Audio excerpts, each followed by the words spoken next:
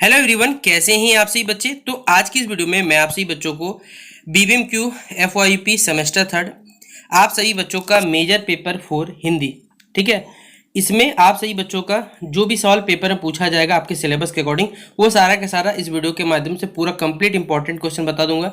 तो आप सभी बच्चे, आपका पेपर है 23 तारीख को।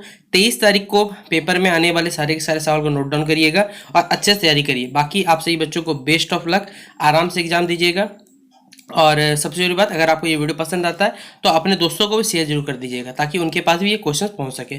तो चलिए वीडियो को शुरू करते हैं और चैनल पर नहीं सब्सक्राइब कर लीजिएगा, ठीक है। देखिए क्या सिलेबस तो हमने आपको पहले बता दिया था कि इकाई 1 यानी यूनिट 1 में आपको मैथिली शरण गुप्त की मातृभूमि, सखी वे मुझसे कहकर जाते, राम नरेश त्रिपाठी जी की स्वतंत्रता कामना। पी यूनिट 2 में जयशंकर प्रसाद की बीती बिहारी जागीरी, अरुण या मधुमय देश हमारा। और इकाई 3 मतलब यूनिट 3 में सूर्यकांत त्रिपाठी निराला जी के भिक्षुक, जागो फिर एक बार। और यूनिट 4 महादेवी वर्मा जी के बारे में विरह का जलपात जीवन, मधुन मधुन मेरे दीपक जल। ये आपको पढ़ना पड़ेगा। टोटल 4 यूनिट आपको क्या है सिलेबस में पढ़ना पड़ेगा, ठीक है। अब यहाँ से स्टार्ट होता है इंपॉर्टेंट क्वेश्चन। पहला सवाल वीवीआई कर लीजिएगा। देखिए यहाँ मैं जितने सवाल बता रहा हूँ ये सारे के सारे क्या है 15 मार्क्स के सवाल है। 15 मार्क्स का टोटल आपको 6 सवाल पूछा जाएगा, जिसमें से कोई 4 बनाना रहेगा। और 15 मार्क्स के सवाल में से कोई सवाल भीतर से आता है जो कि 5-5 मार्क्स का आता है। यानी इस वीडियो के माध्यम से अगर आप पूरा पढ़ लेते हो तो 70 नंबर कवर हो जाएगा। 5 नंबर वन लाइनर रहता है, या आप जिसे आप एमसीक्यू भी बोल लीजिएगा, आ सकता है। तो वो आप सिलेबस पढ़िएगा तो आपको खुद ब खुद वो भी कवर हो सकता है, ठीक है। तो चलिए बताते हैं सवाल। पहला सवाल है आपके लिए कि मधुर मधुर मेरे दीपक जल कविता का जो सारांश एवं समीक्षा क्या करना, प्रस्तुत करना है। ये जो कविता है हमारे पास मधुर मधुर मेरे दीपक जल, सबसे पहले आपको इन सबसे एमसीक्यू पूछा जा सकता है कि इस कविता को किसके द्वारा लिखा गया है। ये एमसीक्यू में आता है, ठीक है। और यहाँ पर पूछा गया कि कविता का सारांश और समीक्षा प्रस्तुत करिए। तो ये आपको पूछा, अगर से पूछा जाए कविता का सारांश प्रस्तुत करिए तो 5 नंबर में, अगर दोनों जुड़ के पूछा जाएगा तो याद रखिए 15 मार्क्स में पूछा जा सकता है, ठीक है। 5 नंबर का अगर आएगा तो 1 पेज, और 15 नंबर का आएगा तो मिनिमम 3 पेज। ज्यादा आप 5 पेज 6 पेज वो आपकी इच्छा हो सकती है, लेकिन मिनिमम 3 पेज आपको लिखना ही है, याद रखिएगा ये बात, ठीक है। अगला सवाल आपसे बच्चों को पूछा हुआ है कि क्वेश्चन नंबर 2 में विरह का जलजात जीवन का जो सारांश है आपको क्या करना है, अपने शब्दों में क्या करना, प्रस्तुत करना। अब ये सवाल देखिए डिपेंड करता है कि सवाल पेपर में कितने नंबर पूछ सकता है। मेरे हिसाब से ये सवाल जो है 5 नंबर में आपको पेपर में आ सकता है। बोले भैया क्यों? क्योंकि देखिए इस सवाल को यूनिवर्सिटी वाला क्या करता है, सिलेबस के अकॉर्डिंग ही अपने हिसाब से सेट करता है। तो जहां तक मुझे प्रोबेबिलिटी लगता है ये 5 नंबर पूछ सकता है, और 15 नंबर पूछ ले तो आपको थोड़ा बड़ा करके लिखना पड़ेगा। बस डिपेंड यही करता है, ठीक है।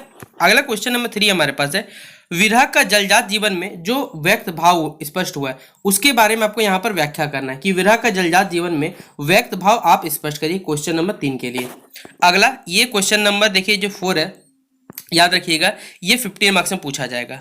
एक आपको पूछा जाएगा किन्हीं का, चाहे वो सूर्यकांत त्रिपाठी जी निराला जी हो या महादेवी वर्मा के बारे में पूछा सकता है। एक सवाल को देखिए पूछने के कई ढंग हो सकते, याद रखिएगा। जैसे इस सवाल को आप पढ़ सकते हैं यहाँ पर कि महादेवी वर्मा की जीवन वृत्त पर संक्षेप में क्या करें, प्रकाश डालें। या फिर अगर इसी सवाल को दूसरे सवाल पूछा जाए कि महादेवी वर्मा की जो वेदना की सबसे बड़ी कवित्री थी, इस कथन को आपको क्या करना, पुष्टि करना, मतलब वेरीफाई करना है। या फिर महादेवी वर्मा जी की काव्यगत जो विशेषताएं थी उनको आपको यहाँ बतलाना है। तो आप बताइए एक ही सवाल को कितने तरीके से या किसी प्रकार से पूछे, सबका मतलब एक ही निकलता है और आपको एक ही उत्तर देना पड़ सकता है। तो ये 15 मार्क्स का वीवीआई सवाल है जो आपको पढ़ना पड़ेगा, ठीक है।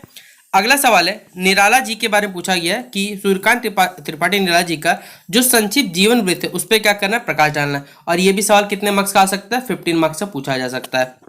अगला क्वेश्चन नंबर 16 हमारे पास है कि छायावाद का विवेचन करते हुए निराला जी का स्थान क्या करना, निश्चित करना है। छायावाद के प्रति उनका विवेचना आपको बताना है निराला जी का, और उनका स्थान के बारे में वो निश्चित करना है। या फिर अथवा इस सवाल को दूसरे तरीके पूछा जा सकता है कि भाव पक्ष की दृष्टि से निराला जी के काव्य सौंदर्य की समीक्षा करें, यह बताना है। या फिर छायावाद पर जो संक्षिप्त निम्न लिखते हुए निराला के छायावादी दृष्टिकोण पर क्या करना है, आपको विचार करना है, ये बताना है। तो कई तरीकों से पूछे, सबका मतलब तो एक ही निकलने वाला, 15 मार्क्स से पूछा जाएगा।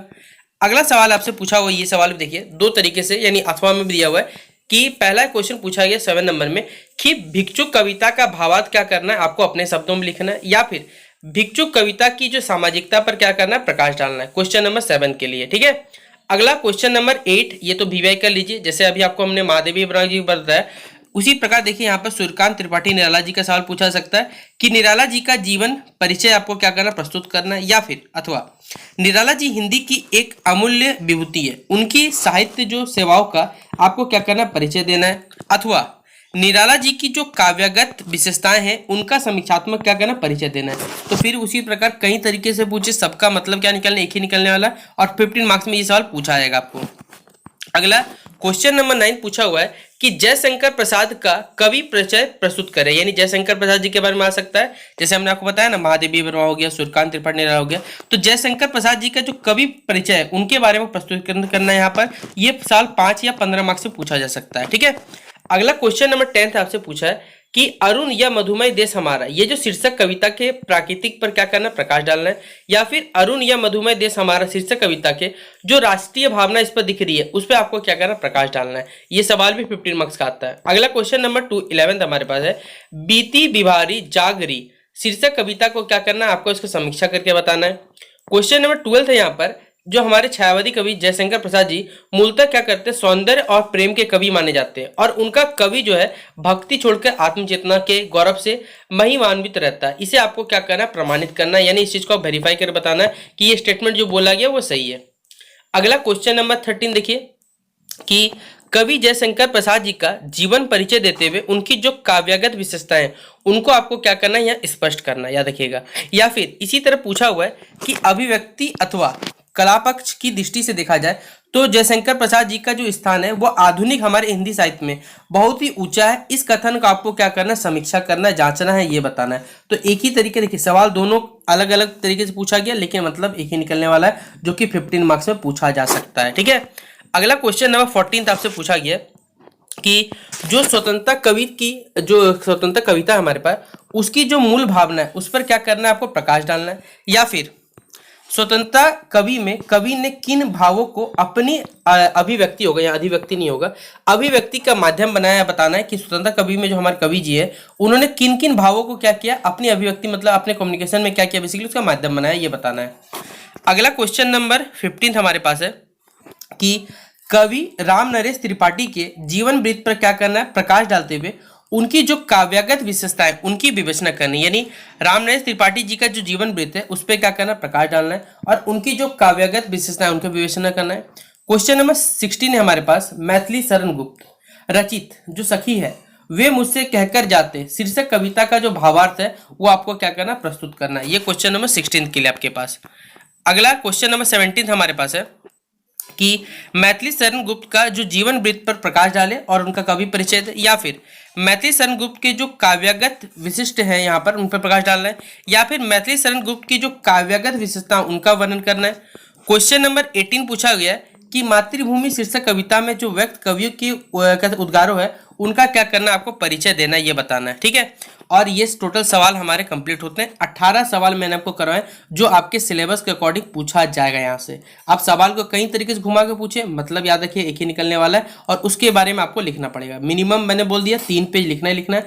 ज़्यादा लिखने चाहिएगा, 5 पेज 6 पेज आप लिख सकते हो, वो आपके डिपेंड है, लेकिन 3 पेज में लिखिएगा वही चीज़ जो एकदम स्पष्ट रह सके, तभी आपको जो नंबर रहेंगे, क्वेश्चन 15 नंबर का रहेगा तो 15 नंबर आपको मिल सकता है। बाकी हमने आपको जितने हमारे चैनल पर प्लेलिस्ट बना हुआ है हिंदी का, जहाँ मेजर पेपर 4, मेजर पेपर 5 और भी हमने कुछ क्वेश्चन पढ़ा दिए थे हिंदी में, वो आप जाके देख सकते हैं वहाँ पे, ठीक है। तो इस वीडियो को शेयर कर दें अपने सभी दोस्तों के साथ बेस्ट बेसिक एग्जामिनेशन के लिए। तब तक के लिए जय हिंद, जय भारत।